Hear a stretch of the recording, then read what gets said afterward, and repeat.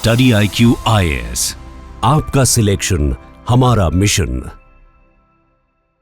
नमस्कार दोस्तों एक बड़ी खबर सामने आई है। सऊदी अरब ने भारत समेत कई देशों के ऊपर वीजा बैन लगाया। आप देख सकते हो खबर, Saudi Arab bans visa for 14 countries including India.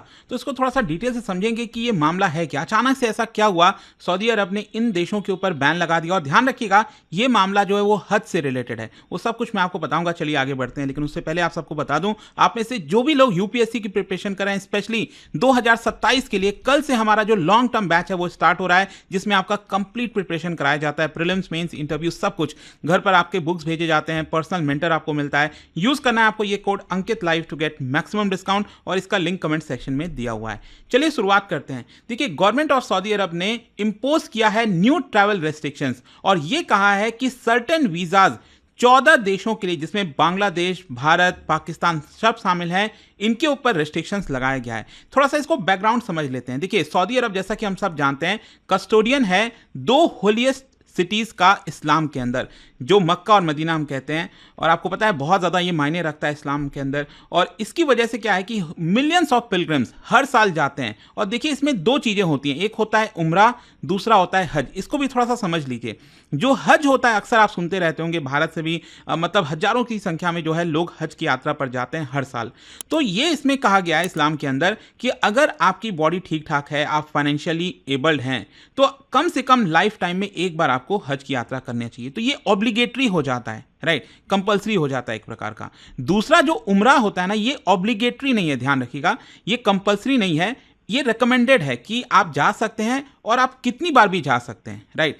तो ये आपको एक चीज ध्यान रखना, और टाइमिंग भी ध्यान रखिएगा। जो हज है वो एक पर्टिकुलर स्पेसिफिक डेज में ही जाया जाता है। जैसे कि आप देखोगे, जो इस्लामिक मंथ है धुल हिजा, उसी में ही ये ट्रैवल करते हैं। और अभी आपको मैं बता दूं, इस साल जो हज की यात्रा है वो जून में स्टार्ट होगी, जून के फर्स्ट वीक में, और मिड जून तक ये चलेगा।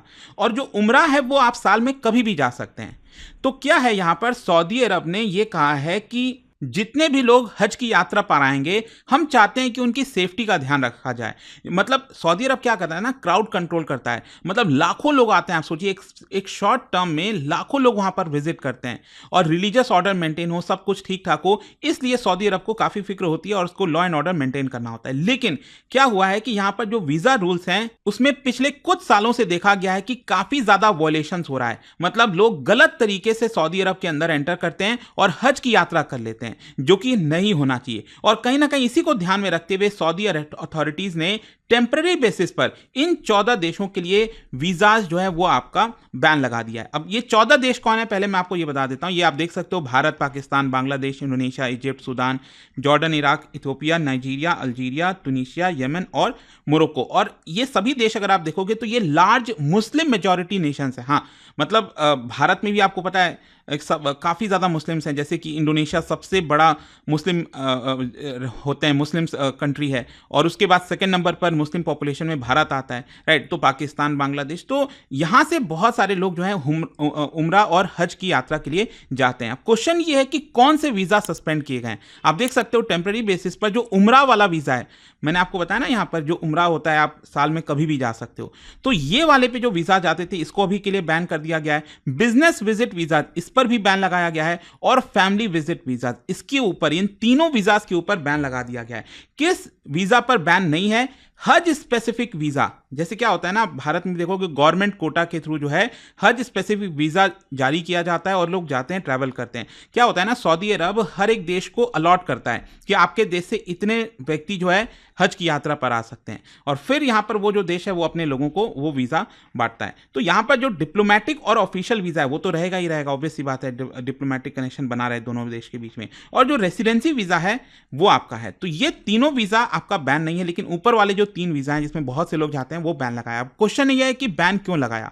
देखिए क्या है ना, थाउजेंड्स ऑफ पिलग्रिम्स, जैसा मैंने आपको बताया, अलग अलग देश से आते हैं, सऊदी अरब में एंटर करते हैं उम्रा के लिए, फैमिली विजिट वीज़ा के थ्रू जो है, और गलत तरीके से, मतलब वो आ तो उम्रा के लिए रहे हैं, उनको हज की यात्रा नहीं करनी चाहिए थी, वो फैमिली विजिट करने आ रहे हैं, उनको हज की यात्रा नहीं करनी चाहिए थी, लेकिन इलीगल तरीके से वो हज की यात्रा भी कर लेते हैं। और इसमें ट्रैवल एजेंट्स वगैरह बड़े स्तर पर शामिल होते हैं। ट्रैवल एजेंट कहते हैं कि मैं आपको फैमिली वीज़ा दिलवा दूंगा और आप जाइए और हज की यात्रा कराइए, और भले ही वहाँ पर उनका कोई फैमिली मेंबर हो नहीं हो, लेकिन फिर भी हो जाता है। तो ये जो प्रैक्टिस है, इसकी वजह से हज का जो पूरा इंफ्रास्ट्रक्चर है वो ओवरलोड हो जाता है और इसमें बहुत सारे इश्यूज होते हैं। मैं आपको बताता हूँ, पिछले साल तो इसके बारे में काफ़ी चर्चा हुई थी, मैंने भी वीडियो बनाया था, मुझे याद है। आप देख सकते हो सऊदी अरब की तरफ से खुद बोला गया कि 1300 से ज़्यादा लोगों की मृत्यु हुई थी पिछले साल, मैं आपको बता रहा हूँ। और वो ज़्यादातर मृत्यु उनकी होती है जो अनऑथराइज्ड पिलग्रिम्स होते हैं, क्योंकि जब आप वहाँ पर जाते हो ना और आप ऑथराइज तरीके से जाओगे तो आपको प्रॉपर आपको गाइडेंस मिलेगा, मतलब कि आपको जो रहने की फैसिलिटी, वाटर वगैरह हो गया, कूलिंग टेंट्स हो गया, वो सब कुछ मिलता है। लेकिन जो इलीगल तरीके से जा रहे हैं उनको वो फ़ायदा नहीं मिलता है, और इसलिए यहाँ पर कई बार इतना ज़्यादा हीट होता है, समर होता है, जिसकी वजह से मृत्यु हो जाती है। तो मोस्ट ऑफ दीज डिजीज जो हैं वो they are not registered through official हज चैनल्स, और कहीं ना कहीं सऊदी अरब ने कहा है कि इसको लेकर इंटरनेशनल क्रिटिसिज्म भी हो रहा है। तो इसी की वजह से सऊदी अरब चाहता है कि वो सेम चीज इस बार रिपीट ना की जाए। अच्छा, यहां पर मैं आपको एक और चीज बता दूं, जो भी लोग उम्रा वीजा लेना चाहते हैं तो उसका आखिरी डेट 13 अप्रैल तक है, और उसके बाद इसके ऊपर टेम्पररी बैन लग जाएगा। मतलब 13 अप्रैल से लेकर आप समझिए मिड जून तक आपको उम्रा वीजा नहीं जारी किया जाएगा, ना मिलेगा। और उसके बाद जब हज खत्म हो जाएगा मिड जून में, उसके बाद वापस से जो पूरा वीजा है वो आपका जारी करना स्टार्ट कर दिया जाएगा। इसमें देखिए पेनल्टीज और वार्निंग भी कहा है सऊदी अरब ने, कहा है कि अगर कोई भी व्यक्ति कहीं से आकर आता है, दूसरे देश से हज में एंटर करता है, जाने की कोशिश करता है, वो पकड़ाता है, तो उस केस में 5 साल का उसके ऊपर एंट्री बैन लगाया जा सकता है। ये मतलब वो आप ओवर स्टे कर गए, जितना आपको रुकना था उससे ज़्यादा आप स्टे कर गए तो 5 साल का एंट्री बैन लग जाएगा। और जो ट्रैवल एजेंट्स इसके अंदर शामिल होंगे उनको भी यहाँ पर पनिश किया जाएगा, ब्लैक लिस्टिंग की जाएगी और पेनल्टीज भी लगाई जाएंगी। तो ओवरऑल अगर हम इसके इंप्लीकेशंस की बात करें पिलग्रिम्स और ट्रैवलर्स के ऊपर, तो पिलग्रिम्स के लिए देखिए इंपॉर्टेंट है कि वो गवर्नमेंट, मतलब जो रजिस्टर्ड होता है ना सब कुछ चीज़ें, ऑफिशियल चैनल, उसी के माध्यम से हज की यात्रा जाएं, गलत रास्ता ना अपनाएं। दूसरा, यहाँ पर जो देश हैं, अलग अलग देश, उनको एजुकेट करना चाहिए, पिलग्रिम्स को बताना चाहिए कि अगर आप देखिए गलत काम करोगे, इलीगल करोगे, तो आपको वहाँ की अथॉरिटीज़ पकड़ सकती हैं और आपके ऊपर बड़ा कॉन्सिक्वेंसेज हो सकता है। फिर यहाँ पर जो ट्रैवलर्स हैं, फैमिली बिजनेस, तो उनको पहले से प्लान करना होगा। अगर उन्होंने सोचा था कि बाद में जाएंगे अप्रैल मई में, तो वो शायद अब नहीं जा सकते, क्योंकि फैमिली विजिट वीज़ा वगैरह सब पर बैन लगने जा रहा है। और जो ट्रैवल एजेंसीज हैं उनकी भी जिम्मेदारी बनती है कि इस तरह की चीज़ें ना हो।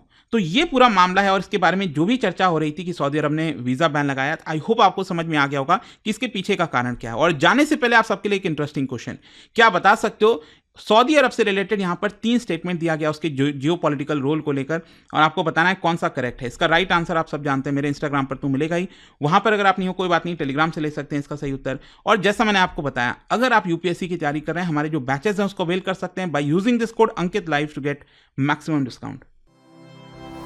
स्टडी IQ IAS, आपका सिलेक्शन हमारा मिशन।